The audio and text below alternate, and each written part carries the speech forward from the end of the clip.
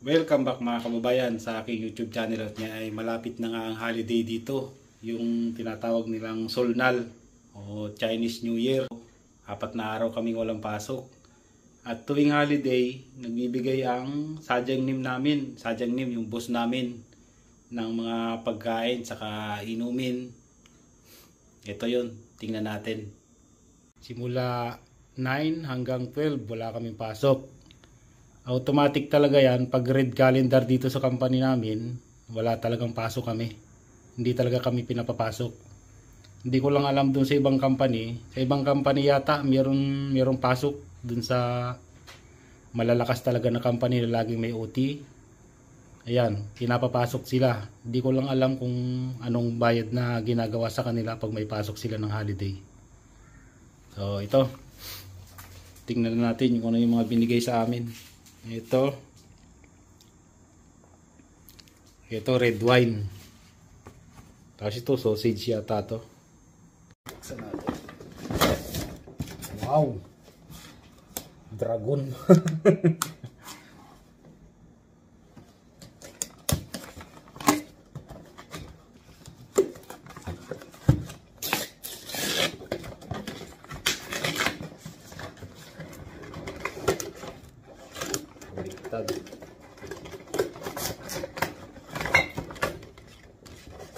Wow. Ito.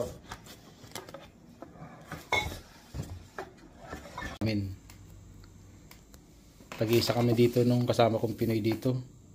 Red wine ba to? Parang hindi.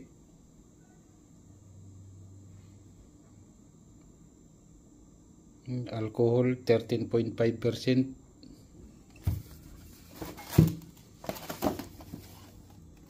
Tapos ito naman yung sausage.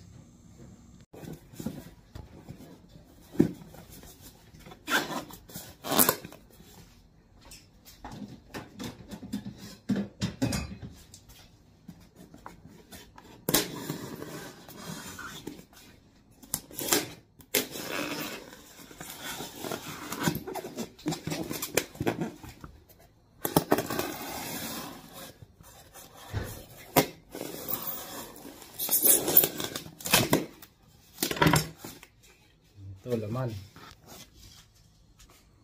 Ayan, mga sausage, dami.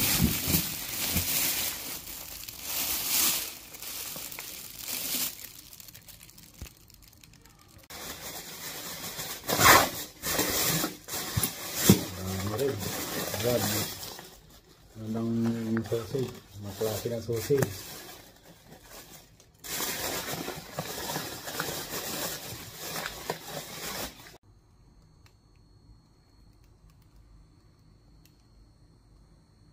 Dito pa, pinalitan pa yung gas stove namin. Bagong gas stove to, binili ng amo ko. Papalitan namin yung gas stove namin dahil yan, lumang luma na. Tagal nang ginagamit yan. At dito pa, mayroon pang mga dilata. Tuna Richman. Yan.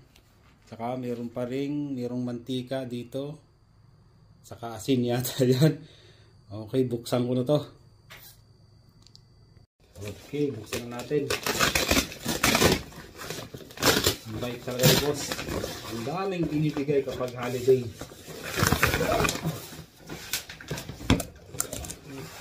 Ito.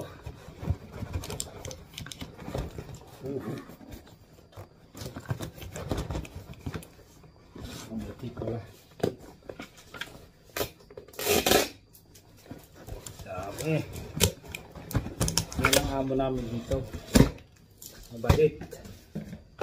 Hindi kami ginugutom tuwing holiday. Pero hindi ito kayang ubusin. Sa 4 na araw na lang yun. Talagang sobra-sobra yung ibibigay nila sa amin. Ito.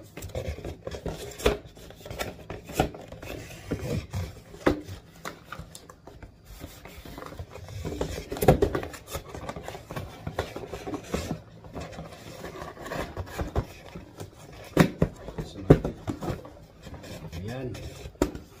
Dami. Dalawa lang kami pinili. Kahati.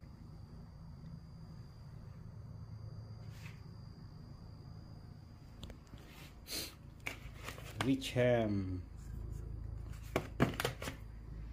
Saka ito, paano to eh, parang kumbaga sa atin eh, ang lasa nito eh, yung ano, tawag dito, yung Hokkaido ang tawagin sa Pilipinas, yung lasa niyan.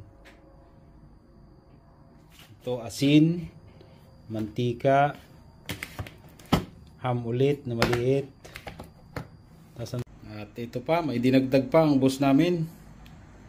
Baboy naman, ano na yan, marinated na, lulutuin na lang. Tapos ito pang mga to, dami.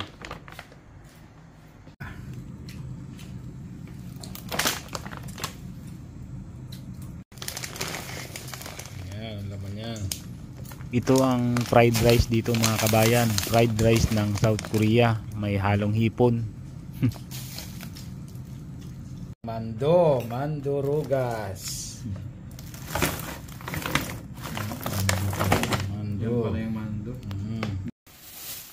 At ito naman mga kabayan ay fried rice pa din. Iinitin na lang. May kasamang kimchi. Okay, testing muna natin.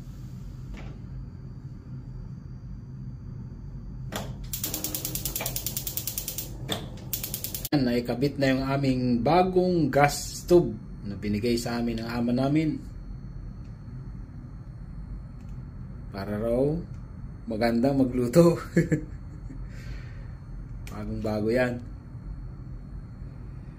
dahil lumang luma na yung ginagamit namin dito, ngayon lang napalitan. Siguro mga 5 years na namin ginagamit yun. At salamat sa panonood mga kabayan. And see you in my next video.